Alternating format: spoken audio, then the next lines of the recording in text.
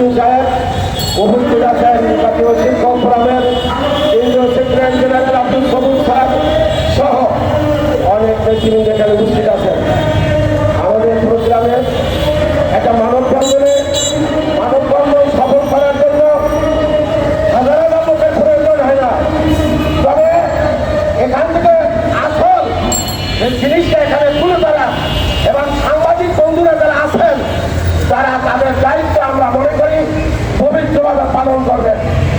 আমরা ইন্টারিম গভর্নমেন্টের অধীনে বাংলাদেশ এখন জুলাই চলছে আমাদের এই ডক্টর সরওয়ার হোসেন স্যার এবং এই নষ্টামি বাংলাদেশের নষ্টামি একটা অংশ বিমানবন্দর যারা প্রমোট করতে চেয়েছিল তাদের বিরুদ্ধে এবং সুন্দরভাবে সচেতনভাবে গত 19শে জুলাই 26 একটা সেমিনারের মাধ্যমে সেটা প্রতিবাদ করেছিলেন ডক্টর আসিফ মাহতাব স্যার, অধ্যাপক আসিফ মাহতাব স্যার। কিন্তু আজকে তাদের উপরে জীবনের হুমকি, তাদেরকে হত্যার জন্য একজন কুলঙ্গার যারা নোংরা এই জাতির জন্য কলঙ্ক দিয়েছে ফ্ল্যাগশিপ খবর ন্যাশনাল। এই জাতির কলঙ্ক তারা তাদেরকে হুমকি দেওয়ার জন্য হুমকি দিয়েছে। আমরা শুনেছি গ্রেপ্তার হয়েছে, তারা বহিষ্কার করা হয়েছে। এরকম বহিষ্কার বর্তমানে অনেক সাদাবাদ বহিষ্কার হয়েছে, কিন্তু তাদেরকে গ্রেপ্তার করা হয় নাই। কিন্তু গ্রেপ্তারের মাধ্যমে এদেশের এদেরকে আইনের আওতায় এনে এদেরকে উপযুক্ত কঠোর শাস্তির ব্যবস্থা করতে হবে। এখন আপনারা মনে করেন ইন্ডিয়ান গভর্নমেন্ট, আমি জানি এরা ইসলামী গভর্নমেন্ট নয়, তবে আমরা জানি যারা নিরপেক্ষ হওয়ার জন্য প্রথম থেকে আমরা যে যারা পরিস্থিতি দিয়েছিল, কিন্তু বর্তমানে তারা যে কাজ করতেছে এরপরে যে শিক্ষা সিলেবাসের মধ্যে তারা সেই হাসিনার আমলের যে শিক্ষা ব্যবস্থা সেটা বিভিন্নভাবে বিভিন্ন কলা কৌশলে সেই আমলের শিক্ষা ব্যবস্থা এখানে ঢুকিয়ে দেওয়ার একদম গ্রেপ্তার করা সেটা চেষ্টা করতেছে। আমরা শিক্ষক, আমরা আপনারা সাংবাদিক বন্ধুরা এবং আপনারা জাতির বিবেক ইউআরটি ইন্টেলেকচুয়াল অফ আওয়ার নেশন, আমাদের জাতির আপনারা বুদ্ধিজীবী, আমরা শিক্ষক, আমাদের কাছে আপনারা লেখাপড়া করেছেন, অনেক ডাক্তার, অনেক ইঞ্জিনিয়ার, অনেক জার্নালিস্ট, অনেক মন্ত্রী, অনেক এমপি আমাদের সাথে আমাদের অধীনে লেখাপড়া করেছে। আজকে তারা আমাদের বিরুদ্ধে, আলেমদের বিরুদ্ধে, দাড়ি যুবরালের বিরুদ্ধে তারা কলম ধরতে ভুল করে না, অস্ত্র ধরতে ভুল করে না। আমি সাবধান করে দিতে চাই, এই জাতীয় শিক্ষক ফোরাম কিন্তু সংখ্যায় কম নয়। ইসলামী আন্দোলন বাংলাদেশের মহান পুরুষ বিশেষ সর্বনায় সেভাবে সকল অঙ্গ সংগঠনের পৃষ্ঠপোষক এবং ইসলামী আন্দোলন আমি এই জাতীয় শিক্ষক ফোরামকে অত্যন্ত স্নেহের সাথে দেখেন এবং খোঁজখবর নেন। উনি আমাদের সাথে আছেন, আমরা দুর্বল নয়। এই জন্য জাতিকে জানিয়ে দেয়, আপনারা কখনো এই শিক্ষক ফোরামের পক্ষে যারা কাজ করে তারা কখনো দুর্নীতিবাদ নয়, তারা কখনো চাঁদাবাজি শিখে নাই, তারা কখনো কোনো অন্যায় করতে পারে না। আপনাদেরকে বলি, আপনারা লিখনের মাধ্যমে জাতিকে জানাই দেন জাতীয় শিক্ষক ফোরামের পক্ষে কাজ করার জন্য আমি সকলকে আহ্বান জানিয়ে এবং এই কুলাঙ্গারদের দৃষ্টান্তমূলক শাস্তির ব্যবস্থা চেয়ে আমি আমার সংক্ষিপ্ত বক্তব্য শেষ করছি। আসসালামু আলাইকুম ওয়া রাহমাতুল্লাহ। মানববন্ধন এই পর্যায়ে বক্তব্য রাখবেন জাতীয় শিক্ষক ফোরাম ঢাকা মহানগর দক্ষিণের সভাপতি এবং কেন্দ্রীয় প্রশিক্ষণ সম্পাদক প্রিন্সিপাল আমির হোসেন।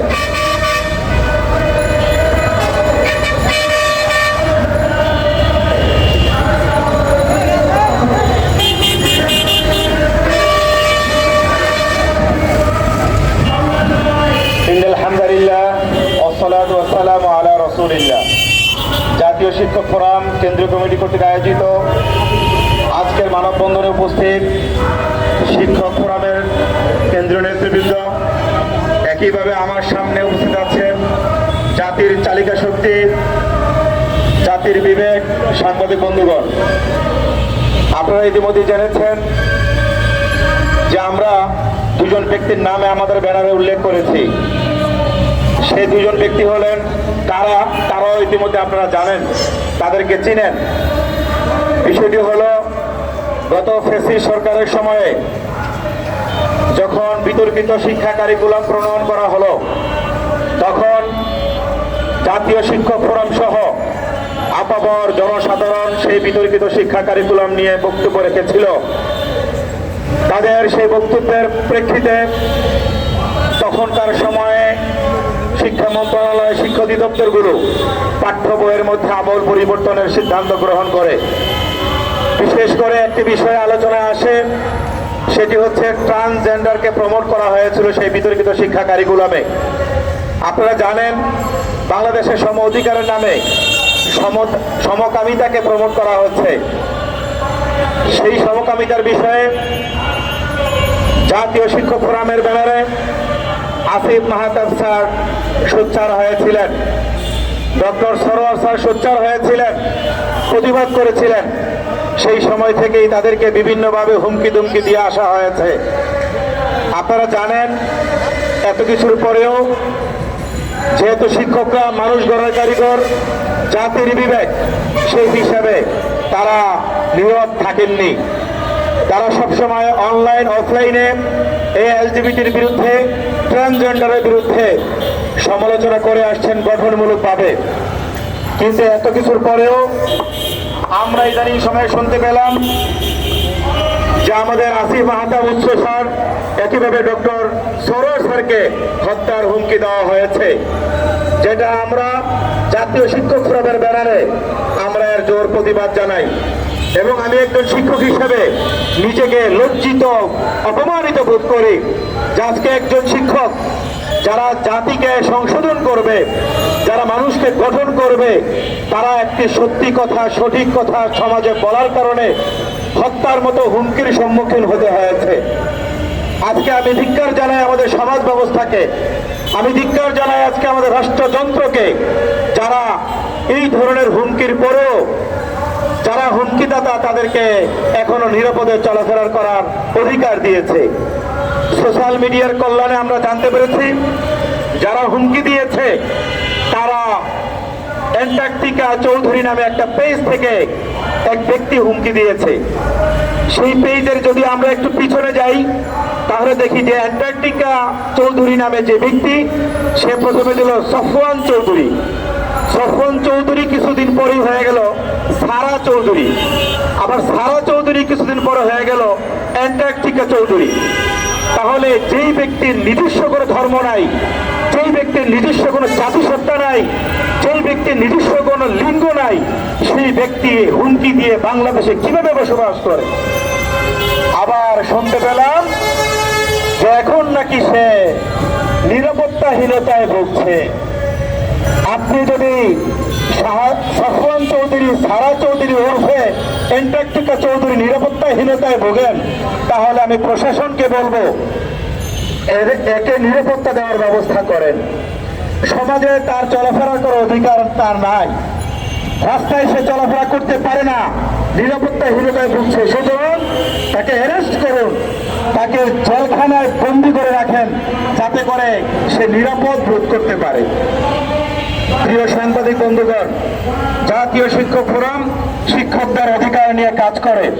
আজকে আমরা যখন শুনতে পেলাম আমাদের সাবেক ব্র্যাক ইউনিভার্সিটির টিচার আসিফ মাহতাব স্যার হুমকির মুখে রয়েছে, আমাদের ডক্টর সরোয়ার স্যার হুমকির মুখে রয়েছে, তখন আমরা মনে করি এই ধরনের একজন জাতির বিবেক, জুলাই যোদ্ধা, যাদের কারণে আমরা দেশকে গণঅভ্যুত্থানের মাধ্যমে আবারও স্বাধীন রূপে পেয়েছি, তারা হুমকির মতো থাকতে পারে না।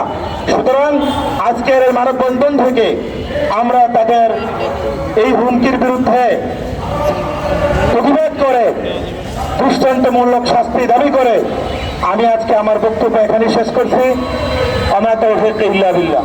আসসালামু আলাইকুম ওয়া রাহমাতুল্লাহ।